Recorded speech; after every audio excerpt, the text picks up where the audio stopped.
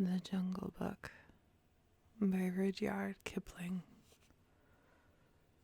It was 7 o'clock of a very warm evening in the Seone Hills when Father Wolf woke up from his day's rest, scratched himself, yawned, and spread out his paws one after the other to get rid of the sleepy feeling in their tips. Mother Wolf lay with her big gray nose dropped across her 4 tumbling, squealing hubs, and the moon shone into the mouth of the cave where they all lived.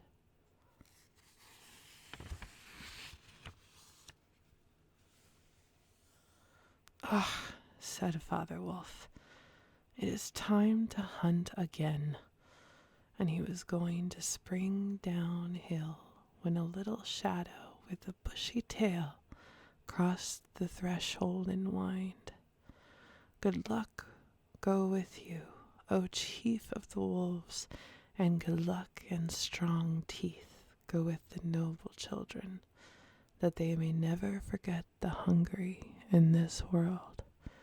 It was the jackal, Tabaqui the dish licker, and the wolves of India despise Tabaqui because he runs about making mischief and telling lies and eating rags and pieces of leather from the village rubbish heaps.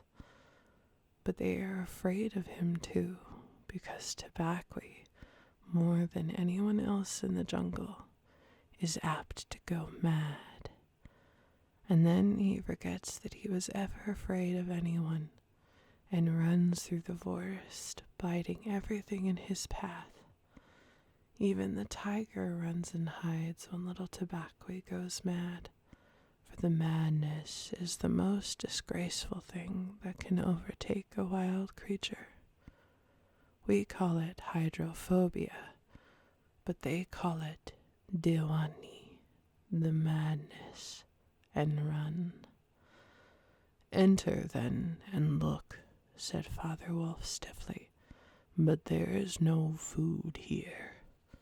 "For a wolf, no," said Tabaqui, "but there are so mean.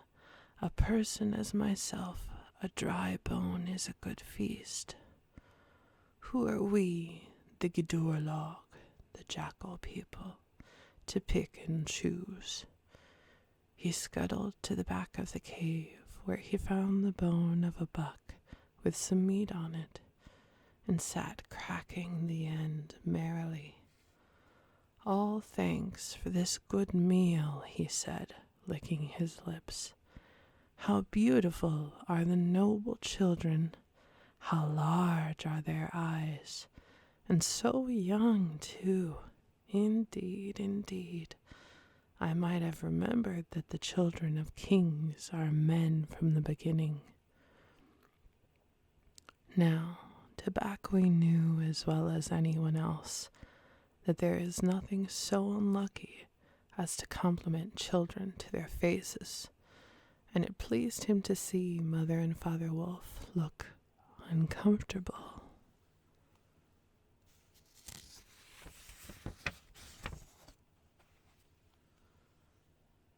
Tabaqui sat still, rejoicing in the mischief that he had made, and then he said spitefully, "Shere Khan, the big one, has shifted his hunting grounds. He will hunt among these hills for the next moon, so he has told me." Shere Khan was the tiger who lived where the Wainganga River, 20 miles away. "He has no right," Father Wolf began angrily. "By the law of the jungle, he has no right to change his quarters without due warning, and he will frighten every herd of game within 10 miles, and I have to kill for 2 these days." "His mother did not call him Lungri, the lame one, for nothing," said Mother Wolf quietly. "He has been lame in one foot from his birth. That is why he has only killed cattle. Now the villagers of the Wainganga are angry with him, and he has come here to make our villagers angry. They will scour the jungle for him when he is far away, and we and our children must run when the grass is set alight. Indeed, we are very grateful to Shere Khan."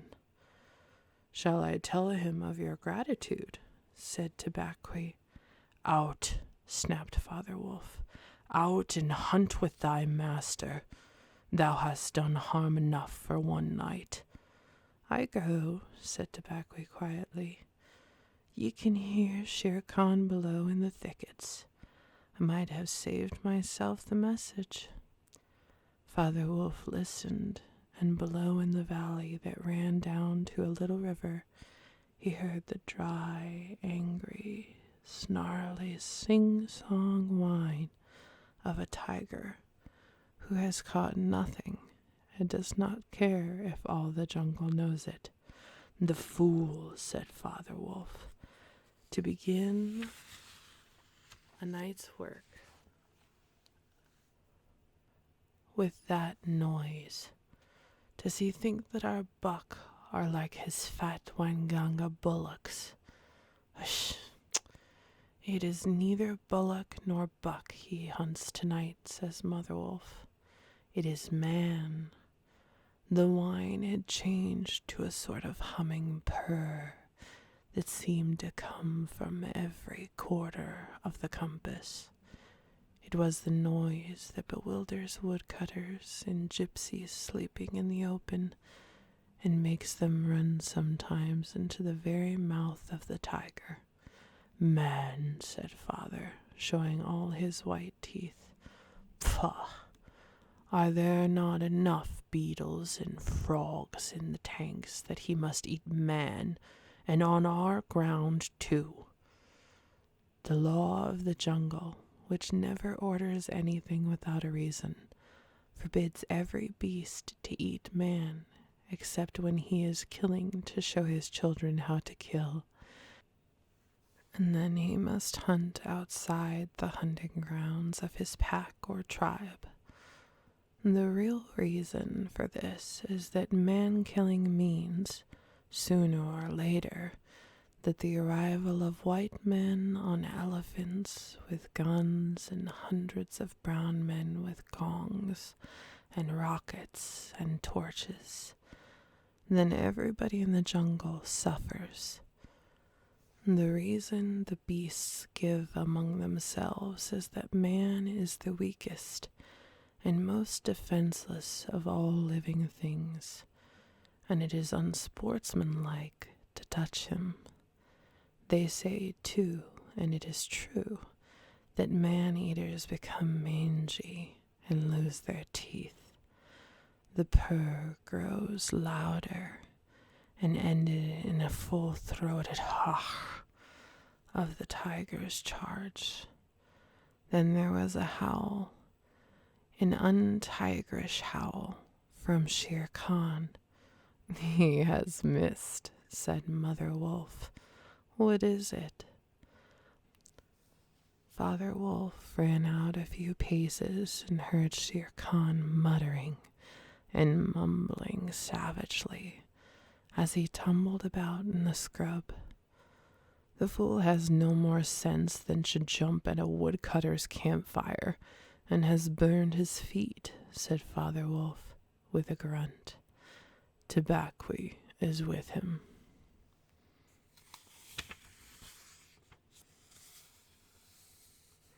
"Something is coming uphill," said Mother Wolf, twitching one ear. "Get ready." The bushes rustled a little in the thicket, and Father Wolf dropped with his haunches under him, ready for his leap. Then, if you had been watching, you would have seen the most wonderful thing in the world. The wolf checked in mid-spring. He made his bound before he saw what it was he was jumping at, and then he tried to stop himself. The result was that he shot straight up into the air for 4 or 5 feet, landing almost where he left the ground. "Man," he snapped, "a man's cub. Look!" Directly in front of him, holding on by a low branch, stood a naked brown baby who could just walk, as soft and as dimpled a little atom as ever came to a wolf's cave at night. He looked up into Father Wolf's face and laughed. "Is that a man-cub?" says Mother Wolf. "I have never seen one. Bring it here." A wolf accustomed to moving his own cubs can, if necessary, mouth an egg without breaking it. And though Father Wolf's jaws closed right on the child's back, not a tooth even scratched the skin as he laid it down among the cubs. "How little, how naked, and how bold," said Mother Wolf softly. The baby was pushing his way between the cubs to get close to the warm hide. "Aye, he is taking his meal with the others, and so this is a man's cub. Now, was there ever a wolf that could boast of a man's cub among her children? I have heard now and again of such a thing, but never in our pack or in my time," said Father Wolf.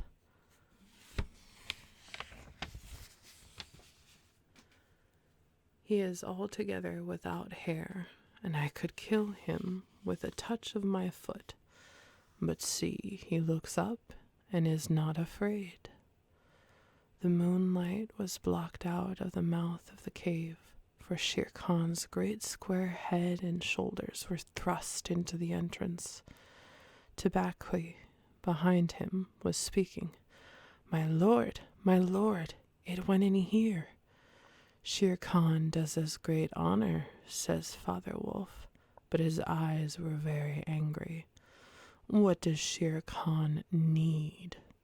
"My quarry. A man's cub went this way," said Shere Khan. "Its parents have run off. Give it to me." Shere Khan had jumped at a woodcutter's campfire, as Father Wolf had said, and was furious from the pain of his burned feet. But Father Wolf knew about the mouth of the cave was too narrow for a tiger to come in by. Even where he was, Shere Khan's shoulders and forepaws were cramped for want of room, as a man's would be if he tried to fit in a barrel. "The wolves are a free people," said Father Wolf. "They take orders from the head of the pack, and not from any striped cattle killer. The man's cub is ours, to kill if we choose. Ye choose, and ye do not choose. What talk is this of choosing? By the bull that I killed, am I to stand nosing into your dog's den for my fair dues? It is I, Shere Khan, who speak."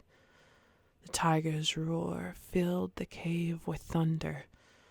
Mother Wolf shook herself clear of the cubs and sprang forward, her eyes like 2 green moons in the darkness, facing the blazing eyes of Shere Khan. "And it is I, Raksha, the demon, who answer. The man's cub is mine, Lungri, mine to me. He shall not be killed, and he shall live to run with the pack and to hunt with the pack. And in the end, look you, hunter of little naked cubs, frog eater, fish killer, he shall hunt thee. Now go hence, or by the Sambor that I killed, I eat no starved cattle. Back thou goest to thy mother, burnt beast of the jungle, lamer than ever thou camest into the world. Go." Father Wolf looked on amazed. He had almost forgotten the days when he won Mother Wolf in a fair fight from 5 other wolves, when she ran in the pack and was not called the demon for compliment's sake. Shere Khan might have faced Father Wolf, but he could not stand up against Mother Wolf, for he knew that where he was, she had all the advantage of the ground and would fight to the death. So he backed out of the cave mouth, growling, and when he was clear, he shouted, "Each dog barks in his own yard. We will see what the pack will say to this fostering of man-cubs. The cub is mine, and to my teeth he will come in the end, O bush-tailed thieves." Mother Wolf threw herself down panting among the cubs, and Father Wolf said to her gravely, "Shere Khan speaks this much truth. The cub must be shown to the pack. Wilt thou still keep him, Mother?" "Keep him," she gasped. "He came naked by night, alone and very hungry, yet he was not afraid. Look, he has pushed one of my babes to one side already, and that lame butcher could have killed him and would have run off to the Wainganga, while the villagers here hunted through all our lairs in revenge. Keep him? Assuredly I will keep him. Lie still, little frog. O thou Mowgli, for Mowgli the frog I will call thee. The time will come when thou wilt hunt Shere Khan as he has hunted thee." "But what will our pack say?" said Father Wolf. "The law of the jungle lays down very clearly that any wolf may, when he marries, withdraw from the pack he belongs to. But as soon as his cubs are old enough to stand on their feet, he must bring them to the pack. To the pack council, which is generally held once a month at full moon, in order that the other wolves may identify them.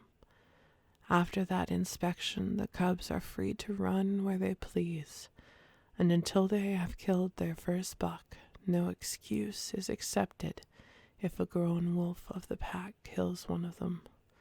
The punishment is death where the murderer can be found, and if you think for a minute, you will see that this must be so. Thank you for joining me. The story will continue in the next video. Good night.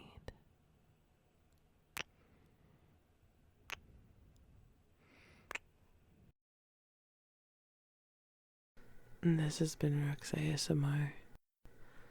Thank you for letting me help you relax.